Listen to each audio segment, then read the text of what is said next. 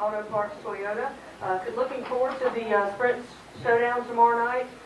In 2010, you won the Showdown, and to get into the race and finish second to get into the Sprint All-Star race. So just talk a little bit about being in Charlotte this weekend for such an exciting event as the All-Star. Yeah, looking forward to the weekend. This is always a really fun race, and you know it's nice to come to the racetrack every once in a while and not have to worry about points. So looking forward to tomorrow night with our Napa Toyota. Hopefully we have a good car there in practice. Hopefully, you know, we've won the Showdown twice, and hopefully we can do the same thing again tomorrow night so we get in the All-Star race and have some fun. Okay, we'll open it up for questions for Martin. Please raise your hand. We'll start here with Reed, then come up to Tom.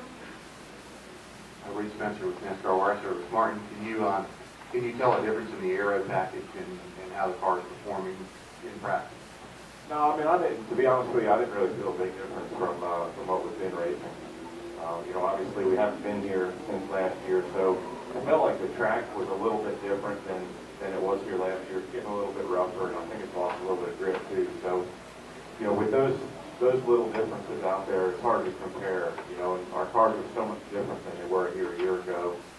You know, as far as our stuff at NWR, so it's really hard to compare apples to apples. But you know, to be honest, I didn't really feel a big difference from what we've been doing the rest of the season. Okay, we'll take our next question over here from Tom. Hi Martin, Tom Jensen, Speed.com. You've been fast all year on the mile and a half. The team's been really strong. How do you like your chances tomorrow night to first to transfer over and to get there to win it all? I like my chances a lot. You know, we've been, like you said, fast on the big tracks. We've been close to getting victory lane here. You know, a few races already this season. Feel like we really should be in this thing, you know, tomorrow night already. But we just haven't been able to close the deal yet. So, you know, great run last week, a great run in Kansas a few weeks ago, and you know, our car was really good today in practice. It's got a lot of speed in it, and it's driving pretty good. And just looking forward to tomorrow night. You know, based on what we've seen, it's you know, we felt like we probably had the best car in practice there, and especially on a longer run. So we'll just have to wait and see what happens. Anything can happen in the field tomorrow night. It's kind of a shootout type race, and you know, we'll just have to hopefully qualify good, stay up front, keep our nose clean, and just have to wait and see what happens. But looking forward to it. I think we'll have a good night. Additional questions for Martin? We'll take one over here from Mike.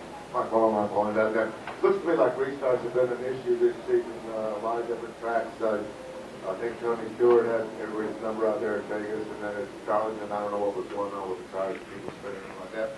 You're probably going to be in one of the first two rows for the final restarts tomorrow night. What are you looking for on a restart? How are these tires going to work, and what do you want for lines going into one and all that? What are you going to do on a restart? Well, you hope to be on the front row and be in control of it. That's your best opportunity to make it happen, to get a good jump on the guy. But you know, Charlotte typically is a place where it's not a place where you have a lot of trouble spinning your tires. Darlington is, you know, Dover is a place where you have trouble. Places like Atlanta that are old and wore out, especially if you stay out with tires at some point, are very, very difficult to get up to speed.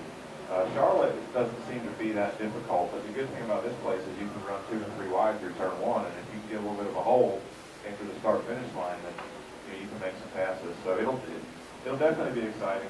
The restarts here are always really good, and I expect it to be no different tomorrow night. Okay, we'll take our next question to the right from Chuck. Martin, Chuck Howard, NASCAR Media Group. When it comes to the Coca-Cola 600, a lot is made of the actual 100 miles.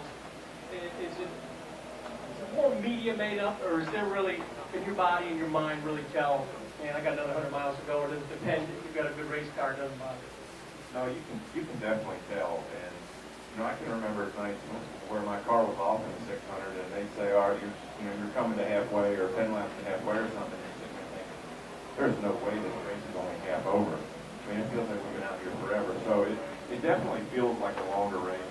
You know, obviously the worse your car is, the longer it feels, and the better it is, the shorter it feels, but you know, regardless of what's going on, it definitely feels like a longer race, even though it's only 100 miles. Final questions for Martin? Martin, good luck tomorrow night.